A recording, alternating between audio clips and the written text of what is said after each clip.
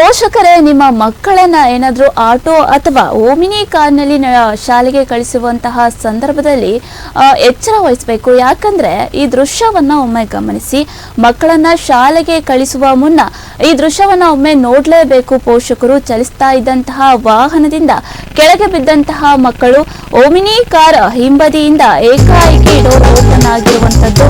ಪೋಷಕರೇ ಎಚ್ಚರ ಎಚ್ಚರ ಎಚ್ಚರ, ಮಕ್ಕಳನ್ನ ಶಾಲೆಗೆ ಕಳಿಸುವ ಮುನ್ನ ಒಮ್ಮೆ ಈ ದೃಶ್ಯವನ್ನ ನೋಡ್ಲೇಬೇಕು.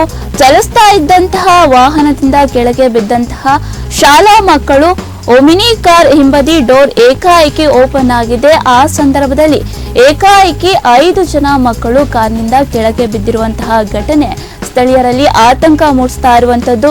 ಕೆಆರ್ ಪುರ ಸಮೀಪದ ಗಾಯತ್ರಿ ಲೇಔಟ್ನಲ್ಲಿ ಈ ಘಟನೆ ನಡೆದಿದೆ. ನಿನ್ನೆ ಮಧ್ಯಾಹ್ನ 3 ಗಂಟೆ ವೇಳೆಗೆ ನಡೆದಿರುವಂತಹ ಘಟನೆ ಇದು.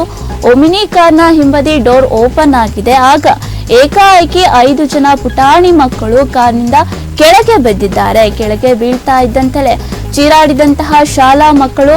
ಅದೃಷ್ಟವಶಾತ್ ಯಾವುದೇ ತರಹದ ಪ್ರಾಣಹಾನಿ ಸಂಭವಿಸಿಲ್ಲ. ಒಮಿನಿ ಕಾರ್ನ ಚಾಲಕನ ವಿರುದ್ಧ ಕ್ರಮಕ್ಕೆ ಇದೀಗ ಸ್ಥಳೀಯರು ಆಗ್ರಹಿಸ್ತಾ ಇದ್ದಾರೆ. ಕೆಆರ್ ಪುರ ಸಂಚಾರಿ ಪೊಲೀಸ್ ಠಾಣಾ ವ್ಯಾಪ್ತಿಯಲ್ಲಿ ಈ ಘಟನೆ ನಡೆದಿರುವಂತದ್ದು. ಪೋಷಕರೇ ನಿಮ್ಮ ಮಕ್ಕಳನ್ನ ಶಾಲೆಗೆ ಕಳಿಸುವ ಮುನ್ನ ಯಾವುದಾದ್ರೂ ಆಟೋ ಅಥವಾ ಒಮಿನಿ ಕಾರ್ ಬಳಿ ನೀವು ಮಕ್ಕಳನ್ನ ಶಾಲೆಗೆ ಕಳಿಸ್ತಾ ಇದ್ದೀರಾ, ಆ ಸಂದರ್ಭದಲ್ಲಿ ಯಾವ ತರಹದ ಘಟನೆಗಳು ಸಂಭವಿಸ್ತವೆ, ಹಾಗೆ ಚಾಲಕರಾಗ್ಲಿ ಪೋಷಕರಾಗ್ಲಿ ಹಾಗೆ ಶಾಲೆಯ ಸಿಬ್ಬಂದಿಗಳು ಈ ಬಗ್ಗೆ ಎಚ್ಚರವನ್ನ ವಹಿಸಬೇಕು. ಚಲಿಸ್ತಾ ಇದ್ದಂತಹ ವಾಹನದಿಂದ ಆ ಮಕ್ಕಳು ಕೆಳಗೆ ಬಿದ್ದಿರುವಂತದ್ದು. ಆ ಚಾಲಕರು ಕೂಡ ಯಾವುದೇ ತರಹದ ಕ್ರಮಗಳನ್ನ ತೆಗೆದುಕೊಂಡಿಲ್ಲ.